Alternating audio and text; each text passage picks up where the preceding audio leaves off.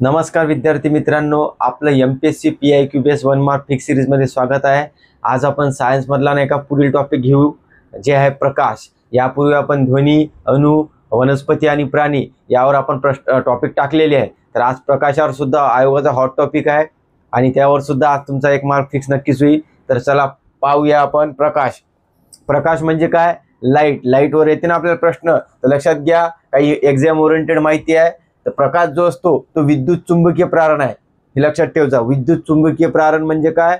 जे अयांत्रिकी असते ना, नॉन मॅग्नेटिकल वेव्ह, त्याला म्हणत असतो आपण, कारण की यांना माध्यमाची आवश्यकता नसते, हे उदासीन असतात। यांचा वेग जे असते रेडिओ, यांचा प्रकाशाचा वेगा एवढा वेग असते ना, हे नाही, विद्युत चुंबकीय तरी आहे ना यांचा वेग। सर्व क्ष किरण हे ते राहते, त्यामध्ये गॅमा किरण, रेडिओ लहरी, सूक्ष्म लहरी, इन्फ्रारेड किरण, अल्ट्रावायलेट किरण, हे सर्व विद्युत चुंबकीय प्रारण आहे। आणि यांचा वेग जो असतो प्रकाशाचा वेगा एवढा असतो। याच्यावर प्रश्न घेतला आपण मागच्या व्हिडिओमध्ये, तेव्हा लक्षात ठेवा, जे प्रकाश लहरी असते ते अवतरंग लहरी असते, ट्रान्सफर वेव्ह असते, लक्षात ठेवायचं। याच्यावर प्रश्न आहे। ध्वनी लहरी कोणती राहते? अनुतरंग। मागच्या व्हिडिओमध्ये आपण ध्वनीमध्ये फरक पाहिला यांचा, लक्षात घ्या।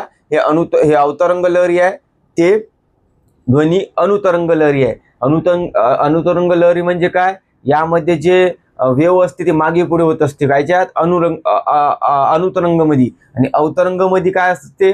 वर खाली होत असते। हे फरक लक्षात ठेवा, कारण की याच्यावर प्रश्न आला होता आपल्याला। अवतरंग मध्ये वर खाली लहरी होती। त्यानंतर बघा, प्रकाशाचे ध्रुवीकरण होते, लक्षात ठेवायचं। प्रकाशाचे ध्रुवीकरण होते। ध्रुवीकरण म्हणजे काय? पोलरायझेशन, पाठ करायचं। आणि ध्वनीचे होत नाही, हे आपण मागच्या व्हिडिओ सुद्धा सांगितलं, इथे सुद्धा लिहून आहे। ध्वनीचे ध्रुवीकरण होत नाही आणि प्रकाशाचे ध्रुवीकरण होते, इंग्लिश मध्ये याला पोलरायझेशन म्हणतात, हे लक्षात ठेवा। त्यानंतर प्रकाशाचा वेग हा किती असतो? तर ते 3 लाख किलोमीटर असते त्याचा वेग। तर ते लक्षात ठेवायचं, 3 × 10⁸ मीटर सेकंद असते। हे पाठ करायला लागते, कारण की प्रकाशाच्या वेगावर ज्यावेळेस आपल्याला क्वेश्चन येते मॅथच्या दृष्टिकोनातून, त्यावेळेस आपल्याला हे प्रमाण माहित पाहिजे, आपण घेऊ ते। त्यानंतर बघा, याचा वेग लक्षात ठेवायचा, प्रकाशाचा वेग 3 × 10⁸ मीटर सेकंद। डायरेक्ट विचारू शकते ते, प्रकाशाचा वेग बघ किती मीटर सेकंद असते, तिथं 7, 6, 5 म्हणजे त्याच्या डोक्यावर देऊ शकते आपल्याला, हे लक्षात ठेवायचं। त्यानंतर हे प्रकाशाचा वेग कशावर अवलंबून असते? तर माध्यमाच्या घनतेवर अवलंबून असते, लक्षात ठेवायचं। माध्यमाच्या घनतेवर अवलंबून असते। आणि घनता आणि प्रकाशाचा वेग यामध्ये व्यस्त संबंध असते, लक्षात ठेवायचं। प्रकाशाचा वेग वाढला, घनता कमी होईल, प्रकाशाचा वेग कमी झाला तर घनता वाढणार, हे लक्षात ठेवा, व्यस्त संबंध आहे। त्यानंतर आपण पाहिलं होतं, प्रकाशाचा वेग सर्वात जास्त कशात असते? तर निर्वात पोकळीत असते। त्यानंतर वायूमध्ये, त्यानंतर द्रव्य आणि स्थायू। ध्वनीमध्ये पाहायला असून तुम्ही, ध्वनीच्या उलट आहे यांचं, ध्वनीचा वेग सर्वात जास्त काय राहते? स्थायू, त्यानंतर द्रव्य, त्यानंतर वायू। निर्वात पोकळी 0 असते, म्हणजे सर्वात कमी कोणाचा असते? ध्वनीचा याच्यात। परंतु प्रकाशाचा उलट आहे, प्रकाश काय म्हणते? सर्वात जास्त निर्वात पोकळीत असते। मग येथे वायू, द्रव्य आणि स्थायू, उलट आहे, हे लक्षात ठेवा। एक पाठ करायचं कोणतंही, ध्वनीचं किंवा प्रकाशाचं, हे तुम्ही व्यवस्थितपणे लक्षात घ्या। त्यानंतर आपल्याला प्रश्न कायच्यावर येते आयोगाचा माहित आहे का? प्रकाशाचे जे गुणधर्म आहे त्याच्यावर, जसे की प्रकाशाचे अपवर्तन, अपस्करण, परावर्तन, विकिरण, पूर्ण आंतरिक परावर्तन, इंद्रधनुष्य, मृगजळ, हे याच्यावर प्रश्न जास्त आपल्याला प्रश्न आहे, ते आपण पाहू आता आपण एक एक करून, आणि तुमचे ते डाऊट क्लिअरच होणार आहे आज। बघा, प्रकाशाचे अपवर्तन, पहिला गुणधर्म बघा, प्रकाशाचे अपवर्तन, ज्याला इंग्लिश मध्ये सुद्धा लक्षात ठेवायचं रिफ्रॅक्शन म्हणते। रिफ्रॅक्शन म्हणजेच अपवर्तन। यामध्ये काय असते? अपवर्तनामध्ये प्रकाश किरण काय करते?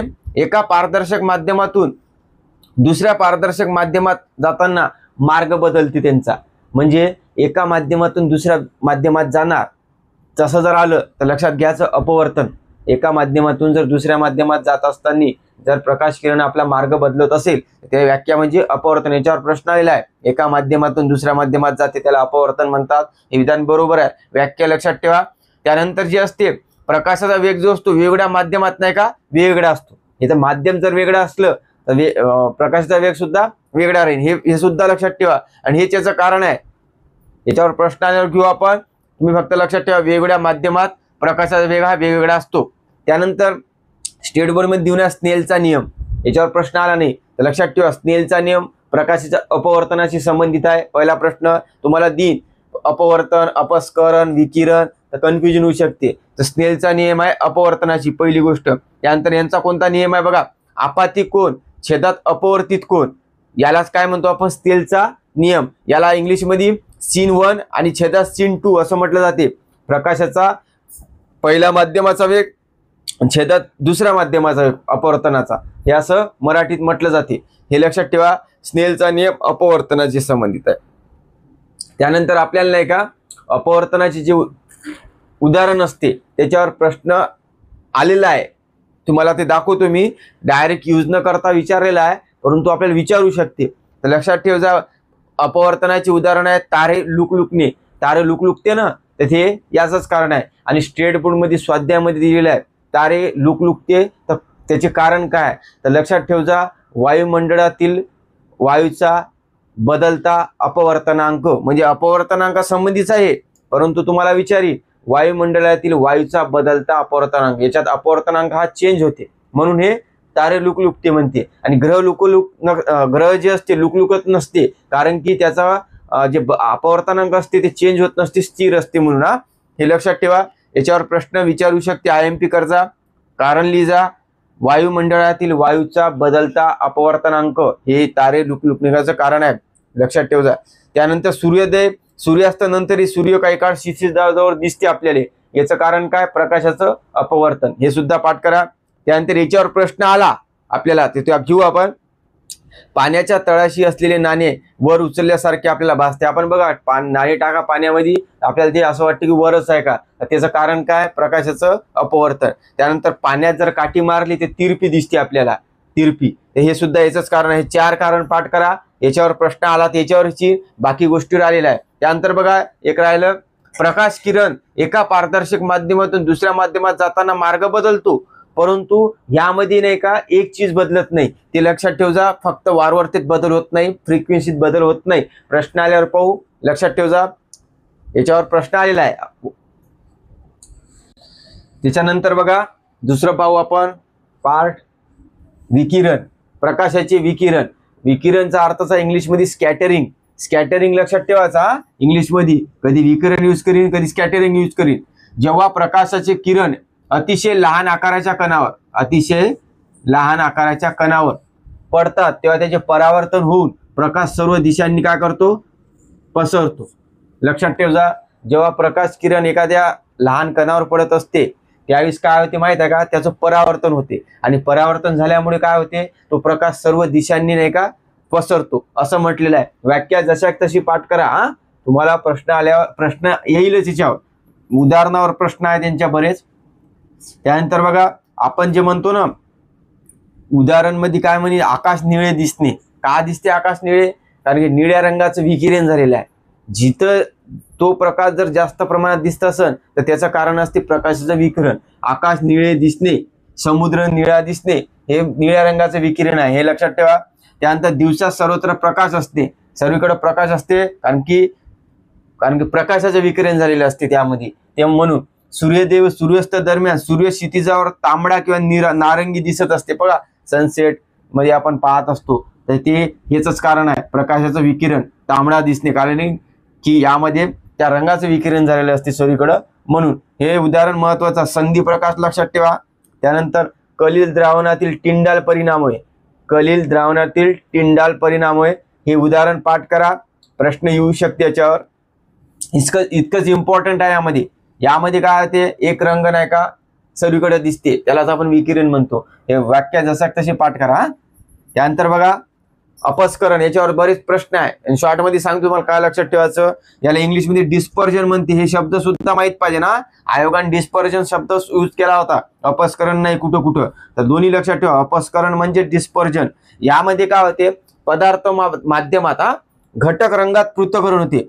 पदार्थ माध्यमात नाही का प्रकाशाचे नाही का घटक रंगात पृथक्करण होते. डिस्पर्जन शब्द आला तिथं रंग शब्द येईल, घटक रंग हे शब्द आलाच पाहिजे. रंग आला येस माराचं उत्तर. तुम्हाला मी प्रश्न पाहायला सांगतो, तर घटक रंगात पृथक्करण होत असते, हे महत्वाचं आहे. हे व्याख्याच आहे त्याची. पदार्थ माध्यमात नाही का प्रकाश किरण जर घटक रंगात विभक्त होत असेल किंवा अलग अलग होत असेल तर त्याला आपण अपस्करण म्हणतो. लक्षात ठेवा.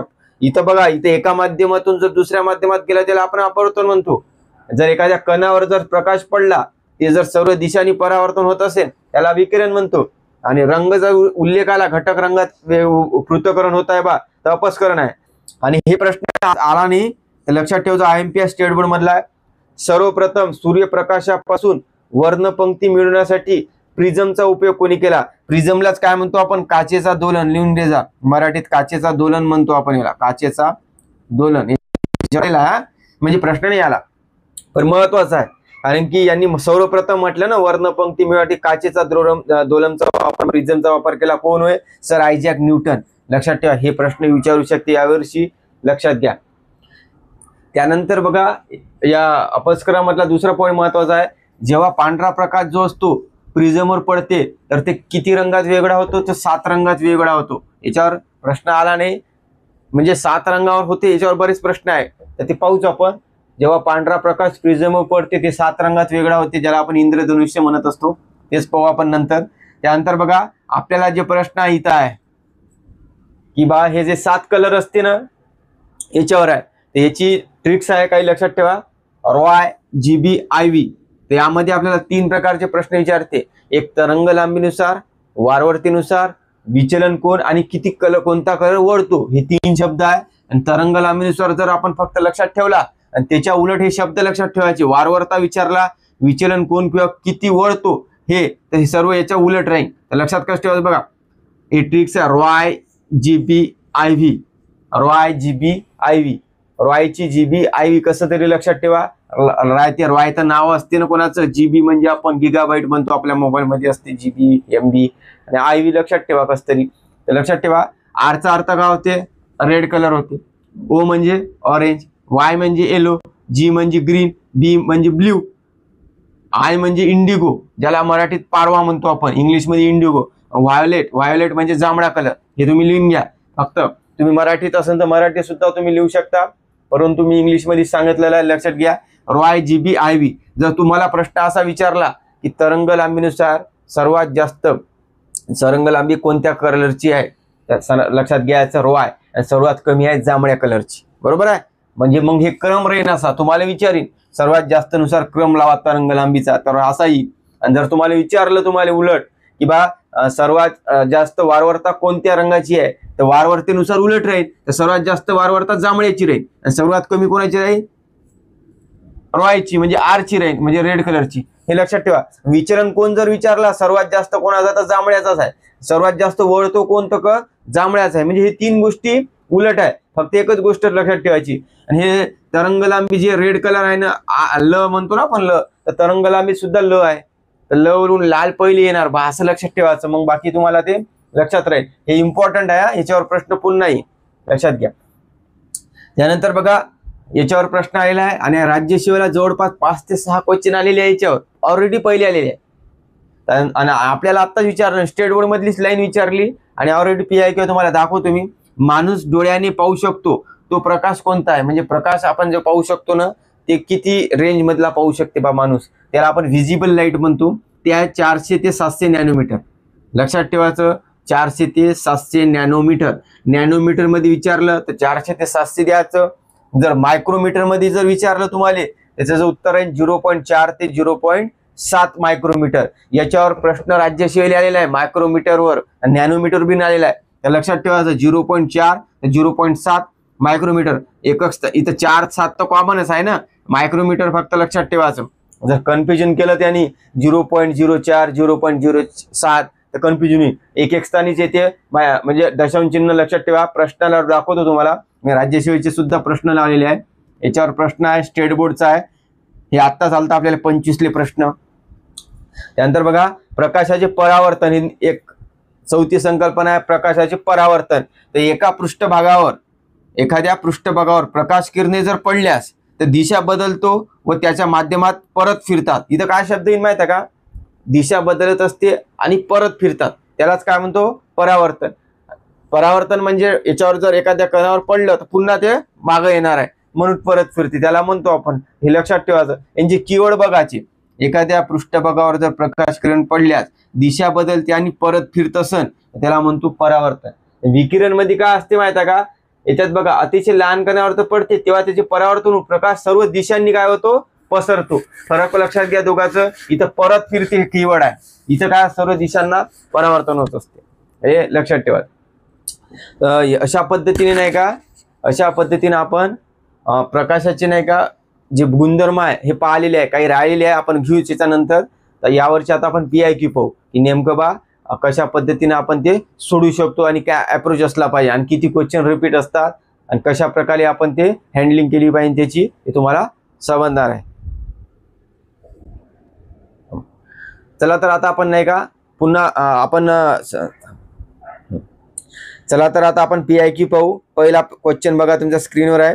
प्रकाश किरणे एका पारदर्शक माध्यमातून दुसऱ्या माध्यमातून जाताना त्यांचा मार्ग बदलते. बघा, प्रकाश किरण एका पारदर्शक माध्यमातून दुसऱ्या पारदर्शक माध्यमात जाताना मार्ग बदलतो. यालाच काय म्हणतो आपण, प्रकाशाचे अपवर्तन. आणि याचं कारण काय बदलण्याचं, तर ते दुसरं आहे वेगळ्या माध्यम बदलत आहे म्हणजे वेगळ्या माध्यमात त्यांचा वेग कसा आहे, वेगळा राहील. तेच दुसरं विचारलेलं बघा.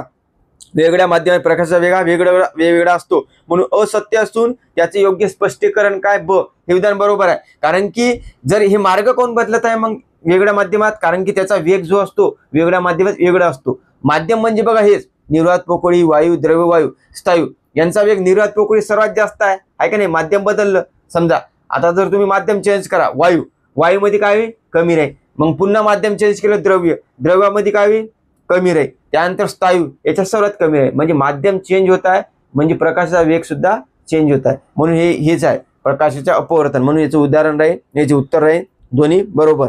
लक्षात घ्या. त्यानंतर बघा, आता तुम्हाला काय म्हटलं होतं मी, पांढरा रंग आला, हे बघा हे रंगाचं आलं तर काय मारायचं, अपस्करण. तर पहिला प्रश्न वाचून घ्या पहिले. पांढऱ्या रंगाचे प्रकाश किरण प्रिझम मधून गेले असता त्यांच्या समाविष्ट असणाऱ्या रंगाच्या किरणामध्ये किंवा तरंगलांबीमध्ये वेगवेगळे होतात. या दृक चमत्काराला काय म्हणतात. इथं काय आलं, पांढरा रंग आला, रंगाचा उल्लेख आला. रंगाचं काय होता याच्यात बघा, वेगळे होत आहे ना, ते सेपरेटेड लिहून आहे ना, तेच रंगाच्या किरणामध्ये किंवा तरंगलांबीमध्ये वेगळे होतात. रंगामध्ये पृथक्करण होणे, रंग शब्द आला तर काय मारायचं, अपस्करण, ज्याला म्हणतो इंग्लिशमध्ये डिस्पर्जन. इंग्लिशमध्ये बघा 3 नंबरचा पर्याय अपस्करण आहे, म्हणजे त्याला आपण डिस्पर्जन म्हणतो. हेच मारायचं उत्तर, रंग आला तर. सेकंदात सॉल्व्ह होईल तुमचा क्वेश्चन हे. त्यानंतर बघा ग्रुप C 2018 आलता.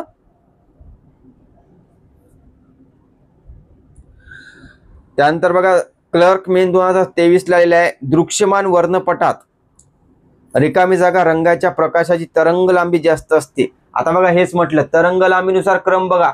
हे विचारला सर्वात जास्त कोणाची राहते, तर लाल कलरची. सर्वात कमी जांभळ्या. हे क्रम जास्त कडून कमीकडे आहे, YGB IV. तर मग उत्तर काय राहील, लाल कलर आहे बरोबर. 2023 चा प्रश्न आहे, पुन्हा आलेला आहे, लक्षात ठेवा. वारंवारता विचारली तर उलट जायचं, फक्त पाठ करायचं तरंग लांबीच आणि बाकी एक कीवर्ड लक्षात ठेवायचे. वारंवारता विचारलं तर विचलन कोण, वळतो किती, हे उलट क्रम आहे. याच्यावर प्रश्न बरेच तुमचे सॉल्व्ह होते, लक्षात घ्या. याचं उत्तर राहील लाल रंगाची तरंग लांबी सर्वात जास्त असते.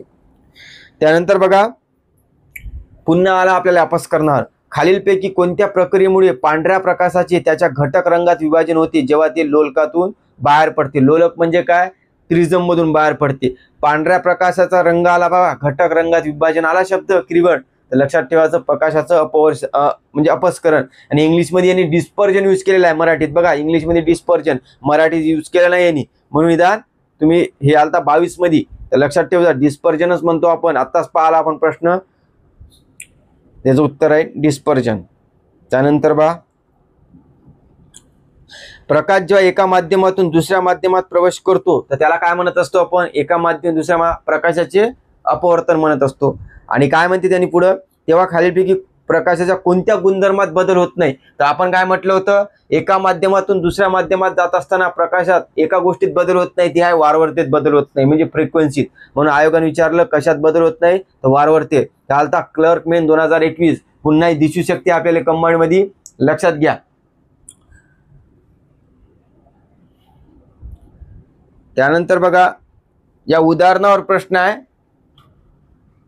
डबक्यातील गुळगुळीत वाटोळ्या दगडाचे आपण जर निरीक्षण केल्यास तो आपणास कसं, डबका म्हणजे पाण्याचा डबका आहे, त्याच्यामध्ये तुम्ही काहीतरी दगड टाकलेले आहे, तर ते कसं भासते, जसं आपण नाण्याचं पाहिलं ना, जसं बघा पाण्याच्या तळाशी असलेले नाणे, इथे दगड यूज केला तर आपल्याला कसं भासते, ते वर उचलल्यासारखं वाटते ना बघा, पाण्याच्या तळाशी असलेले नाणे वर उचलल्यासारखे भासते. मग तेच उत्तर राहील. इथं काय राहील, आपल्याला पृष्ठभागावर प्रत्यक्ष असल्यासारखं वाटते ना, वरच असल्यासारखं, म्हणून हे राहील. आणि हे उदाहरण जरी त्यांनी विचारलेलं आहे, हे तुम्ही डबक्याचं बी उदाहरण लिहून टाका, परंतु याच्यावर निघते आपल्याला पाण्याच्या तळाशी असलेले आणि वर उचलल्यासारखे भासणे. दगड जर पाण्यात राहिला तो सुद्धा वरच भासल्यासारखं वाटेल ना, म्हणून पृष्ठभागाजवळ प्रत्यक्ष असल्यासारखं वाटेल.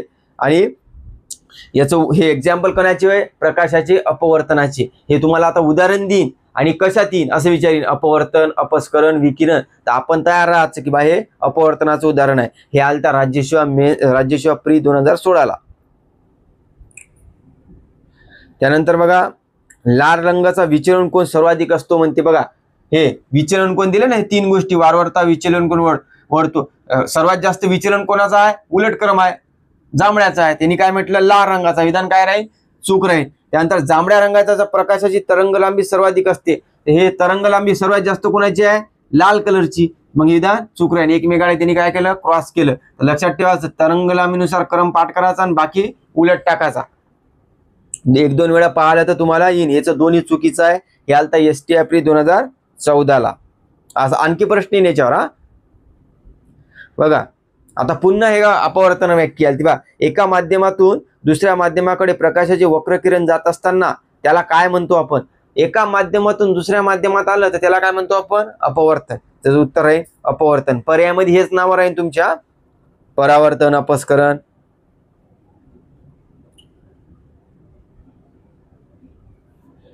त्यानंतर बघा, खालीलपैकी कोणत्या तरंगाचे ध्रुवीकरण होत नाही, हे पाहिलं आपण. बघा, ध्रुवीकरण होत नाही कोणाचे होते, तर आपल्याला माहित आहे प्रकाशाचे होते. होत कोणाचं नाही, तर ध्वनीचं. तर उत्तर काय राहील इथं, हवेतील ध्वनी लहरी, याचं ध्रुवीकरण होत नाही, पोलरायझेशन होत नाही. लक्षात ठेवायचं.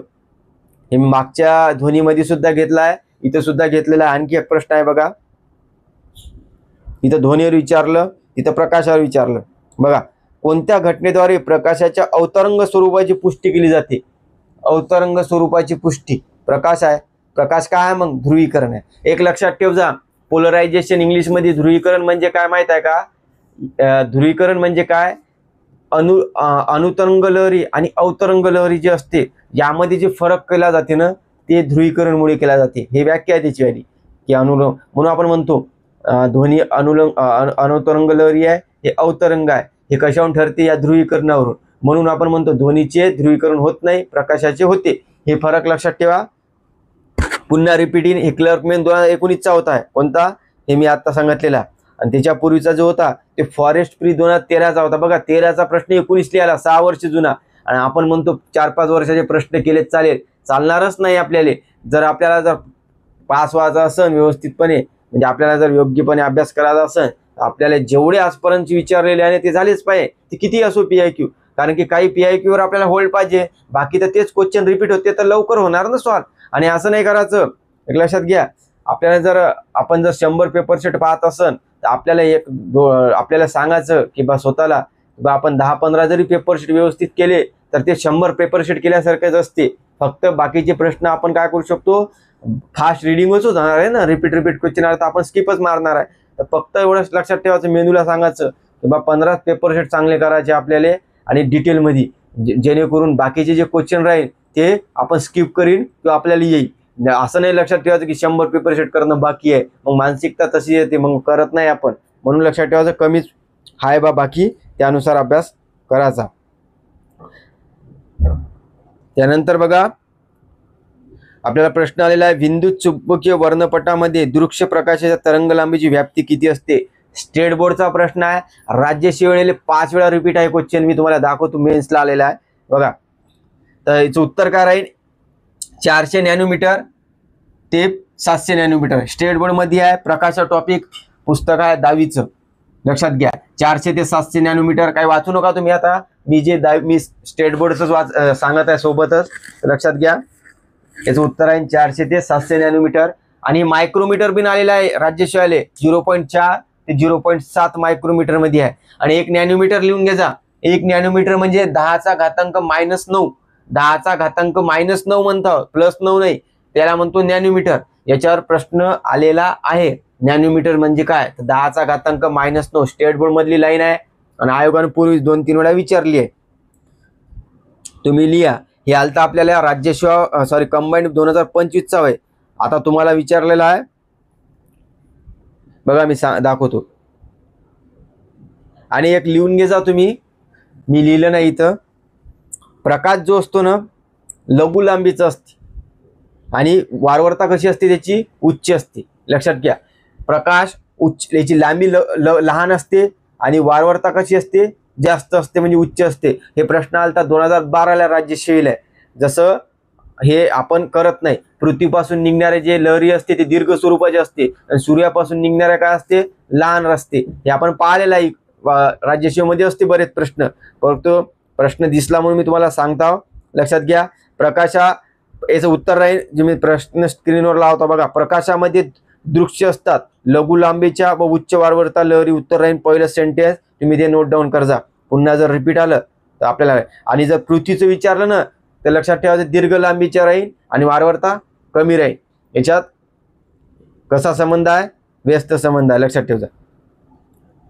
म्हणजे उदाहरण काय म्हणता येईल, जे 2 नंबरचं ऑप्शन आहे ते पृथ्वी संबंधी आहे, पृथ्वीच्या लहरी, जमिनीवरच्या लहरी. आणि पहिलं ऑप्शन सूर्य किंवा प्रकाश. लक्षात ठेवा.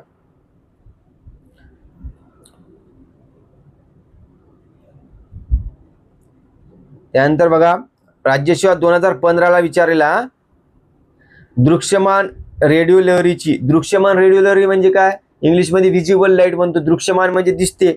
याची अंदाजे मायक्रोमीटर किती असते म्हणते. मायक्रोमीटर मध्ये विचारलं तर किती राहते, 0.4 ते 0.7. आयोगाने काय केलं, इथं 0.7 ते 9 दिलं म्हणून इथं चूक होतं. हाच प्रश्न नाही का, दुसरं बरोबर आहे सेंटेन्स, तुम्ही पाहून घे जाते. ते आपला काही कामाचं नाही, परंतु तुम्ही पाहू शकता ते. परंतु 0.4 ते 7 मायक्रोमीटर मध्ये आहे. नॅनोमीटर विचारलं तर 400 ते 700. हे लक्षात ठेवा. प्रश्न पुन्हा पूर्वी चालता आहे बघा, 2016 चालता. दृश्यमान तरंग लहरीची एक श्रेणी अंदाजे किती असते, म्हणजे व्हिजिबल लाईट, दृश्यमान तरंग. तर बघा याच्यात मायक्रोमीटर मध्ये विचारलं, याचं उत्तर आहे ऑप्शन नंबर 2, 0.4 ते 0.7 नॅनो मायक्रोमीटर. हे लक्षात ठेवा. 2016चा प्रश्न. त्यानंतर पुन्हा आला बघा,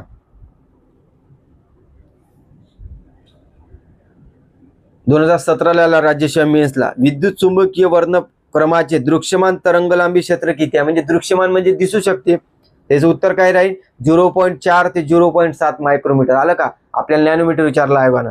तर पुन्हा बघा, त्यानंतर खालीलपैकी कुठली तरंग लांबी असलेल्या ऊर्जेचा भाग दूर संवेदनासाठी विशेषतः हवाई छायाचित्र उपयुक्त मानला जातो. इथं बघा, दूर संवेदनासाठी विशेषतः हवाई छायाचित्राने उपयुक्त मानला जातो. इथं दृश्यमान उल्लेख केला का आपल्याला नाही, तरी सुद्धा उत्तर काय आहे, 0.4 ते 0.7 मायक्रोमीटर. हे आलता 2019. आताही आलेला आहे, 24, 22, 23 ला आलेला आहेच. परंतु आता जास्त न पाहता हे जशाक तसे लिहा. 0.4, 400 ते 700 ऑलरेडी रिपीट क्वेश्चन आहे. आणि हा क्वेश्चन बऱ्याच जणांचा चुकला सुद्धा असू शकते, जर PIQ माहित नसले तर.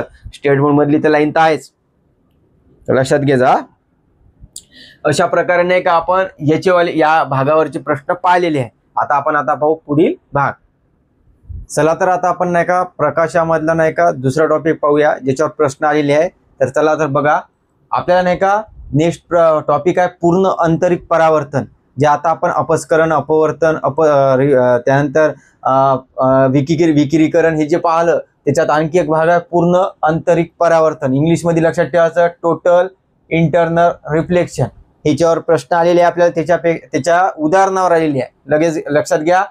पूर्ण आंतरिक परावर्तन म्हणजे काय, यामध्ये 2 अटीची पूर्तता होणं आवश्यक असते.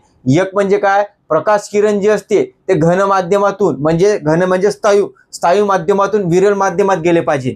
हे एक अट आहे याच्यात. कोणतं, हे तुम्हाला उलट देईन, इथं विरल देईन, इथं स्थायू देईन, तर विधान चूक होईल. प्रकाश किरण घन किंवा स्थायू माध्यमातून विरल माध्यमात गेले पाहिजे, हे लक्षात ठेवायचं. आणि दुसरी अट आहे, आपातिक कोन जे आहे ते क्रांतिक कोनापेक्षा कसा असला पाहिजे, मोठा असला पाहिजे. क्रांतिक कोन किती अंशाचा असते, 90 अंशाचा असते. लक्षात ठेवा. या 90 अंशापेक्षा मोठा पाहिजे त्यावेळेसच हे पूर्ण आंतरिक परावर्तन ही घटना घडणार आहे. ते लक्षात ठेवा. 2 घन माध्यमातून विरळ माध्यम आणि आपाती क्रांतिक कोणापेक्षा मोठा पाहिजे. इथं लहान देऊ शकते, काही देऊ शकते. जर याच्यावर आलं नाही या व्याख्येवर, बाकी याच्यावर आलेला आहे. याच्या उदाहरणावरच प्रश्न आलेले आतापर्यंत. लक्षात घ्या. याचे एक्झाम्पल जे आहे प्रकाशीय तंतू, ऑप्टिकल फायबर ज्याला म्हणतो आपण, याच्यावर बऱ्याचदा क्वेश्चन आलेले आहे.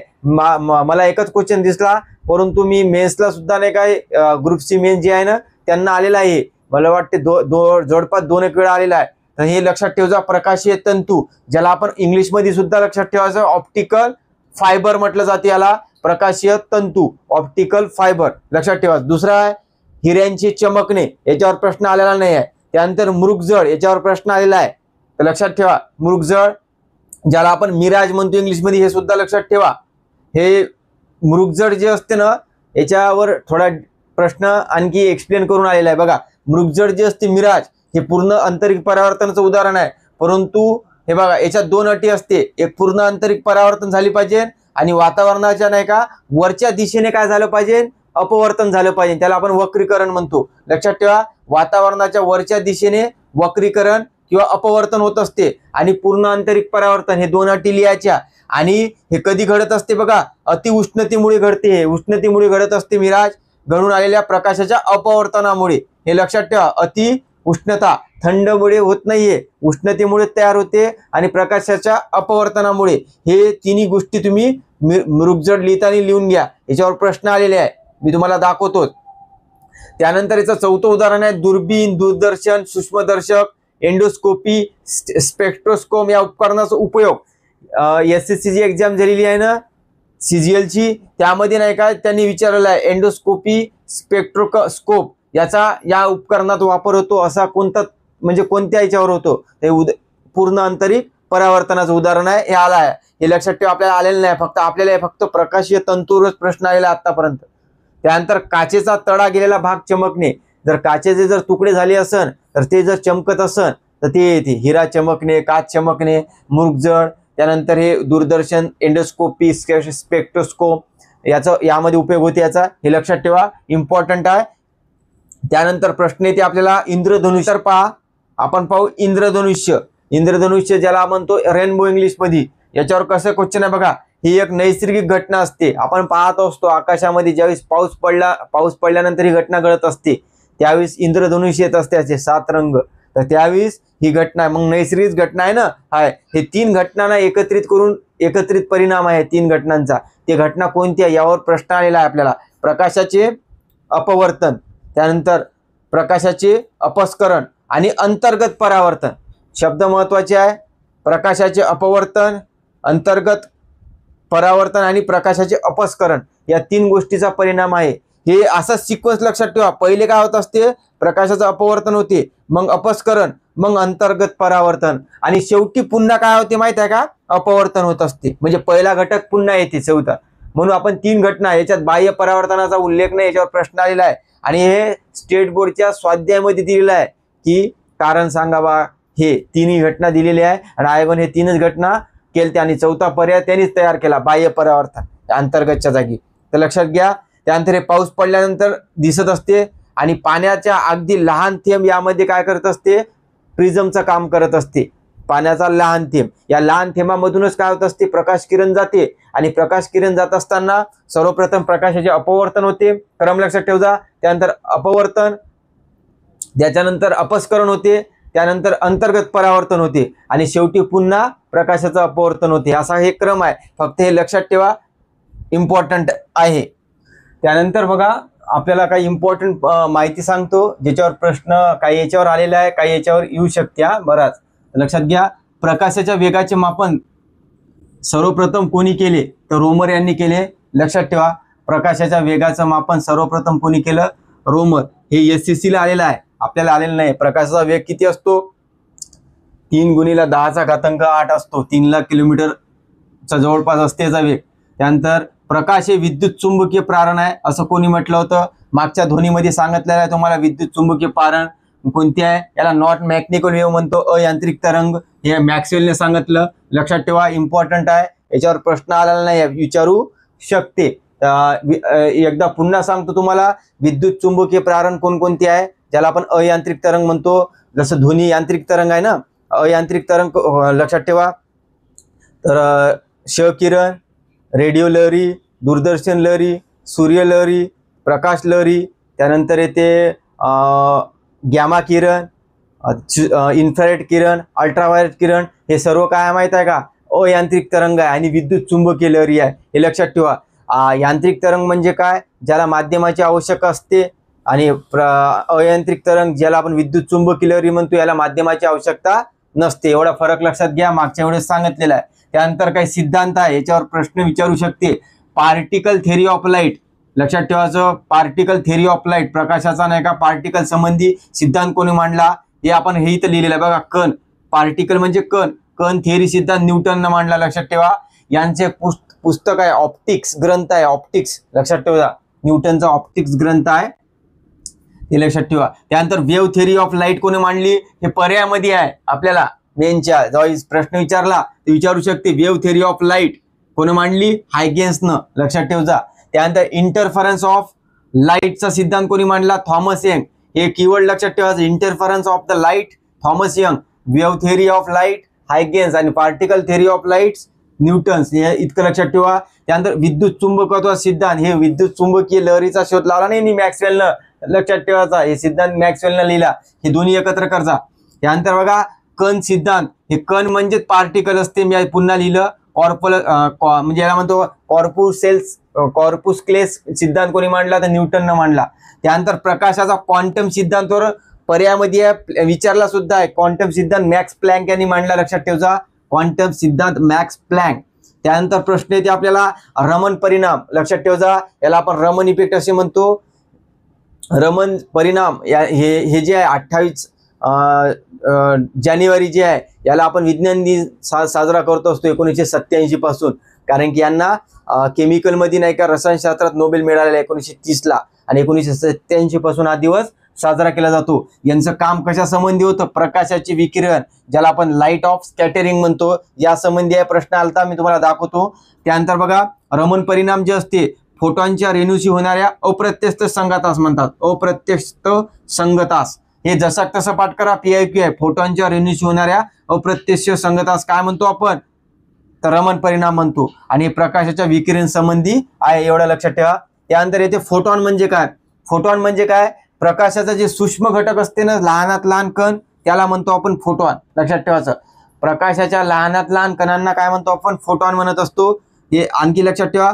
प्रकाशाची तीव्रता कशावर अवलंबून असते, तर फोटॉनवरच अवलंबून असते. फोटॉनच्या संख्येवर अवलंबून असते, नाही की ऊर्जेवर. हा प्रश्न SCC आलेला आहे की फोटॉनची तीव्रता कशावर अवलंबून असते, तर फोटॉनच्या संख्येवर. हा हे संख्या आहे, संख्येवर लिहिज आहे, संख्येवर, ऊर्जेवर नाही आहे. इथे लिहून आहे ब्रॅकेटमध्ये, ऊर्जेवर नाही आहे. त्यानंतर बघा यावर नाही का फोटॉनवर कोणताही विद्युत प्रभार नसतो, आणि ते विचलन सुद्धा होत नाही.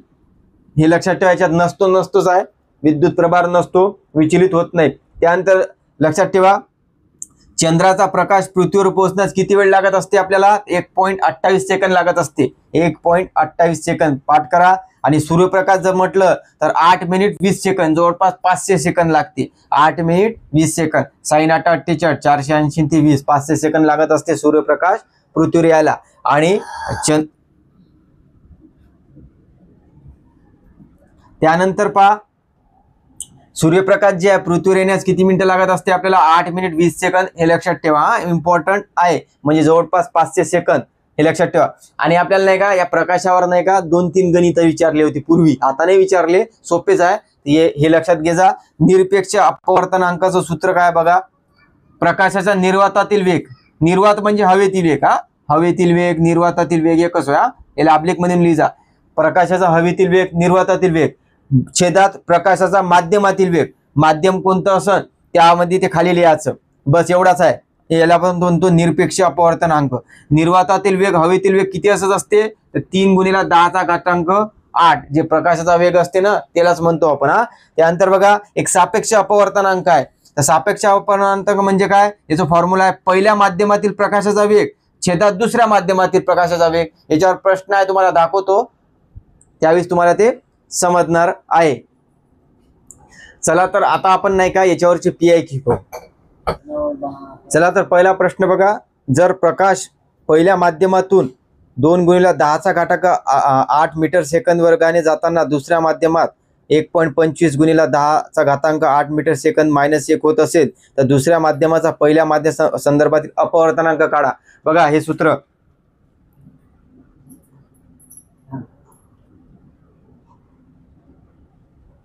तर बघा सापेक्ष अपवर्तनांक म्हटलेला आहे. तर पहिल्या माध्यमातील प्रकाशाचा वेग भागिले दुसऱ्या माध्यमातील आहे. तर तुम्ही काय करायचं बघा, पहिला माध्यम जे आहे 2 × 10⁸8 आहे ना ते वर ठेवायचं आणि 1.25 दुसरा माध्यम आहे ते खाली ठेवायचं. मग ते 10⁸8 मीटर मायनस जे आहे ते कॉमन आहे ना ते कट होऊन जाणार. मग 2/1.25 जर केलं तुम्ही तर तुम्हाला उत्तर येईल 1.6. हे याच याच्यावर आहे 2011चा राज्यसेवेचा. पण पुन्हा रिपीट झाला तर आला पाहिजे आपल्याला, लक्षात ठेवा. सोपा आहे, तुम्ही ते पाहून घ्या. मग हे तोंडीच होते कारण की वरच काढून देतो आपण. त्यानंतर बघा एक प्रश्न आला आपल्याला आणखी इथंच आहे बघा. एका माध्यमाचा प्रकाशाचा वेग हा 1.5 × 10⁸8 मीटर सेकंद आहे. जर हवेतील वेग 3 × 10⁸8 मीटर सेकंद असल्यास तर त्या माध्यमाचा हवेचा संदर्भात अपवर्तनांक काढा. बघा हवेचा अपवर्तनांक काढा म्हणते इथं. हे वाला आहे पहिलं उदाहरण. बघा आपण काढू. एका माध्यमात प्रकाशाचा वेग जे आहे ते किती आहे 1.5 × 10⁸8. हे काय माध्यमाचा वेग आहे. मग माध्यम येते ना छेदात इथं प्रकाशाचा माध्यमातील वेग, तर ते पहिलं जे आहे 1.5 × 10⁸8 हे इथं लिहायचं. त्यानंतर बघा दुसरं, जर हवेतील वेग 3.3 × 10⁸8 मीटर आहे. बघा हे निर्वातातील वेग म्हणजेच हवेतील वेग ते वर ठेवायचं. जर तुम्ही ते काटकूट केली तर तुम्हाला ते उत्तर भेटणार आहे. म्हणजे काय होईल 10⁸8 कॉमन आहे ते कॅन्सल होईल. 3 जर 1.5 केलं तर 2 येणार. याच्यावरून तुम्हाला सुट्टे तुम्ही पाहून घ्या. ते स्क्रीनवर प्रश्न राहील.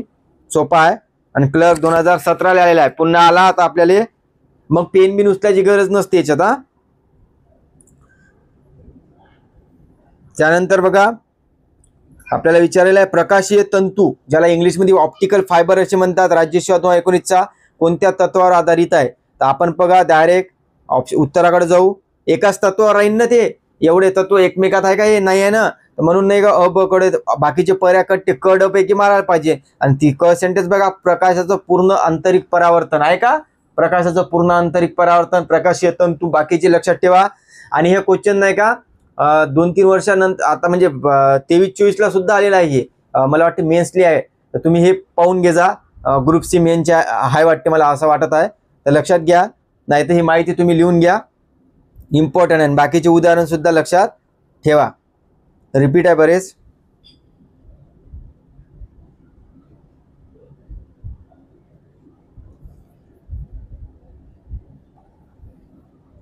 त्यानंतर बघा आकाशातील इंद्रधनुष्य कशामुळे तयार होते म्हणते. बघा इथं प्रश्न आलेला आहे. तर याचं उत्तरच पाहू डायरेक्ट. पावसाच्या थेंबामुळे तर होतेच, पण काय होते पावसाच्या थेंबामुळे अपवर्तन अपस्खलन आणि परावर्तन 3 घटना आहे ना. मग याचं उत्तर काय राहील सूर्यप्रकाशाच्या पावसाच्या थेंबामुळे अपस्खलन. बाकीचे पर्याय आहे का ते नाही आहे. या 3 पैकी येईल लक्षात ठेवायचं. हे सुप्री 2016 आलेला आहे. याचं उत्तर राहील 3 नंबर. त्यानंतर बघा रमण परिणाम कशास म्हणतात. तर आताच पाहिलं फोटॉनच्या रेणूशी होणाऱ्या अप्रत्यक्ष संगतास म्हणतात. लक्षात ठेव जा. पाठ करा. हे राज्यसेवेला आहे. पुन्हा रिपीट आला तर कन्फ्युज होईल कारण की तिथं प्रत्यस्त केलेलं आहे ना. म्हणजे याचं उत्तर काय राहील माहिती आहे का फोटॉनच्या रेणूशी होणाऱ्या अप्रत्यक्ष संगतास म्हणजे 3 नंबरचा ऑप्शन राहील. लक्षात घ्या. त्यानंतर मृगजळवर आलेला आहे. मृगजळ म्हणजे काय कोणत्या कारणामुळे दिसते. बघा इथं मृगजळ दिलेला आहे मिराज. या 2 कारणामुळे दिसते. पूर्ण आंतरिक परावर्तन. त्याचं उत्तर बघा पहिलं प्रकाश किरणाचे संपूर्ण अंतर्गत परावर्तन आहे का. संपूर्ण अंतर्गत परावर्तन आहे. वातावरणाची वरच्या दिशेने आहे का. वरच्या दिशेने तिथं खालच्या दिशेने सुद्धा पर्याय आहे. तर लक्षात घ्या बरोबर. म्हणजे पहिलं आणि दुसरं ऑप्शन सेम दिलेला आहे. फक्त खाली दिलेला आहे आणि वर दिलेला आहे. आणि मृगजळचे कधी वर तयार होत असते लक्षात ठेवा. वरच्या दिशेने हे लक्षात ठेवा. अपवर्तन होत असते. आणि कधी तयार होते अतिउष्णतेमुळे तयार होते हे लक्षात ठेवायच्यावर प्रश्न आलेला आहे. पाहू आपण. PSI प्री 2013चा आहे. याचा ऑप्शन राहील 1 नंबर.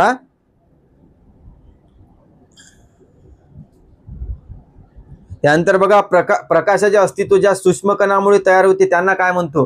प्रकाशाचे फोटॉनला म्हणतो ना आपण, प्रकाशाचे सूक्ष्म घटक कणांना काय म्हणतो आपण? फोटॉन. त्याचे उत्तर राहील फोटॉन. राज्य 12चा आहे.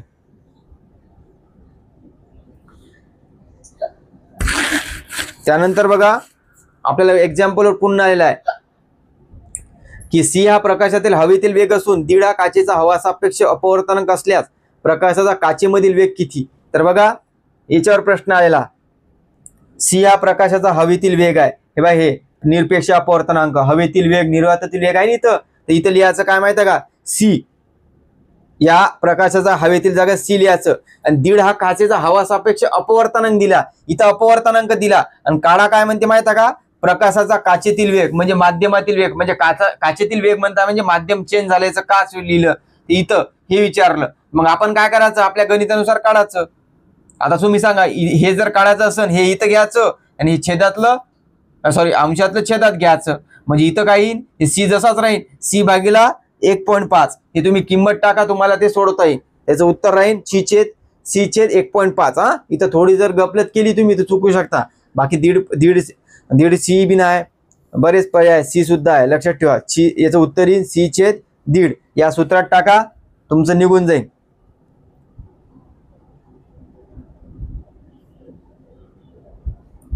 त्यानंतर बघा मृगजळ जे आहे, मृगजळ कशामुळे तयार होते? बघा हे मृगजळ पुन्हा आलं, मिराज.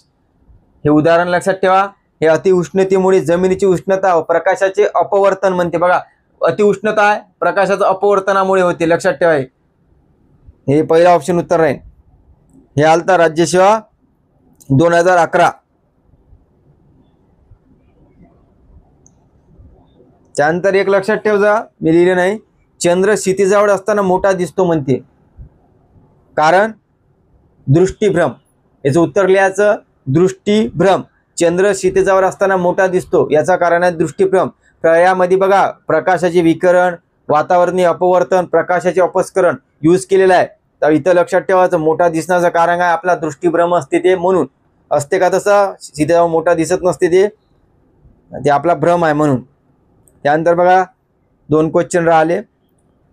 याच्यात पाहू आपण प्रकाशाचे एक जोड्याला आलं होतं सी.व्ही. रमन. बघा प्रकाशाचे विकिरण आहे का, विकिरण संबंधी आहे ना, सिद्धांत मांडला ना, म्हणून तो नोबेल मिळाले येणारे.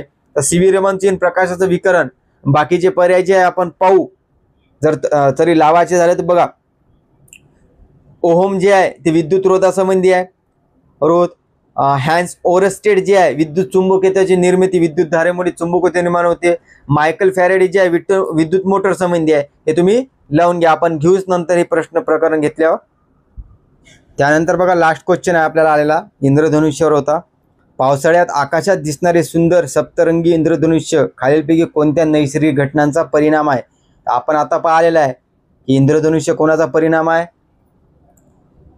तर लक्षात घ्या, पर्यायानुसार बघा अपवर्तन होतं, अपस्करण, अंतर्गत परावर्तन. हे बघा प्रकाशाचे अपवर्तन, अपस्करण, अंतर्गत परावर्तन आपण घेतलेलं आहे. हा तुम्ही पाहून घ्या. बाह्य परावर्तन आहे का? नाही आहे, म्हणून याचं उत्तर आहे अ ब क. आणि हे स्टेट बोर्ड मधली लाईन आहे, डायरेक्ट आहे, हे लक्षात ठेवा. हे तारे लुकलुकताना आपण मागे घेतलं ते सुद्धा स्टेट बोर्ड मधली लाईन आहे. वायूचा बदलता अपवर्तनांकामुळे होत असते. हे तिन्ही गोष्टी लक्षात ठेवा. आणि पुन्हा जर विचारलं की बा इंद्रधनुष्य तयार करीत असताना आपण नाही का पुन्हा कशाचं आणखी रूपांतर होते 2 वेळा, तर अपवर्तनाचं होते. पहिले होते सर्वप्रथम प्रकाशाचं अपवर्तन, त्यानंतर अपस्करण, त्यानंतर येते अंतर्गत परावर्तन आणि पुन्हा येते अपवर्तन. अशा घटना घडत असते. ते बाह्य परावर्तनाचा काही उल्लेख नाही आहे, हे लक्षात ठेवा. अशा पद्धतीने नाही का आपण प्रकाश हे टॉपिक कव्हर केलेला आहे. याची PIQ सहित केलेला आहे. एक मानवी डोळा राहिलेला आहे, ते प्रकाशाचाच भाग आहे, परंतु ते फार इम्पॉर्टंट आहे. आपण त्याच्यावर यानंतर छोटासा व्हिडिओ बनवू, त्याचे PIQ सुद्धा घेऊ. मला वाटते की बा प्रकाशावर याच्या बाहेर जाणार नाही आयोग, आणि इतकी माहिती तुम्ही करा, PIQ सहित आहे. जर तुम्हाला ही सिरीज आवडत असेल तर नक्कीच लाईक करा, कमेंट करा, शेअर करा. धन्यवाद.